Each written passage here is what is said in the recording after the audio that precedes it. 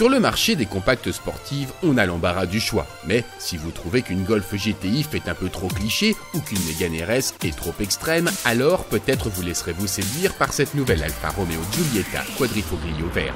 Vous allez me dire, mais qu'est-ce qui change sur cette Giulietta Quadrifoglio ? C'est vrai qu'esthétiquement, les designers se sont bien gardés de modifier ces lignes qui restent d'une grande élégance, même si à titre personnel, je suis pas forcément fan de ces jantes mates et brillantes au dessin un petit peu torturé. Non, la vraie nouveauté, elle est là, sous le capot, car la Giulietta Quadrifoglio reçoit maintenant le moteur de l'Alfa 4C. Et oui, on avait failli oublier qu'Alfa Romeo proposait lui aussi sa GTI.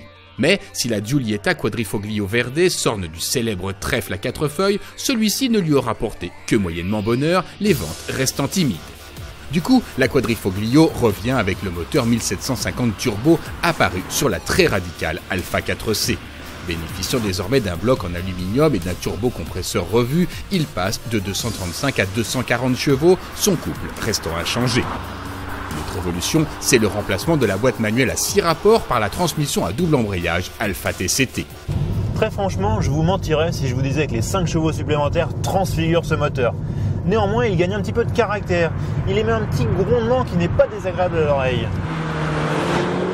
Reste que la boîte auto n'est pas tout à fait à la hauteur. Cette TCT, elle est un petit peu lente, elle réagit parfois à contretemps.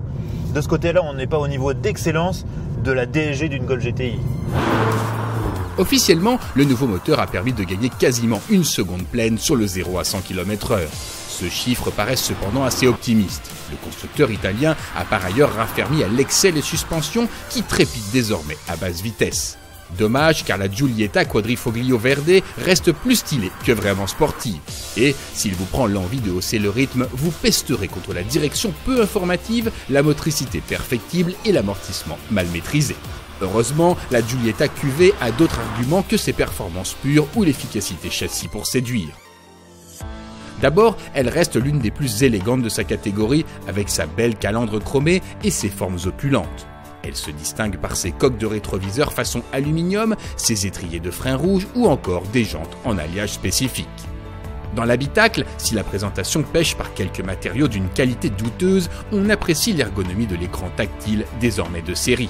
La Giulietta reste cependant peu spacieuse pour la catégorie et l'équipement guère généreux obligera à puiser dans les options. Pour bénéficier d'un look aussi flatteur que sur notre modèle d'essai, comptez 41 500 €. Une belle somme pour une auto certes élégante mais loin d'être parfaite.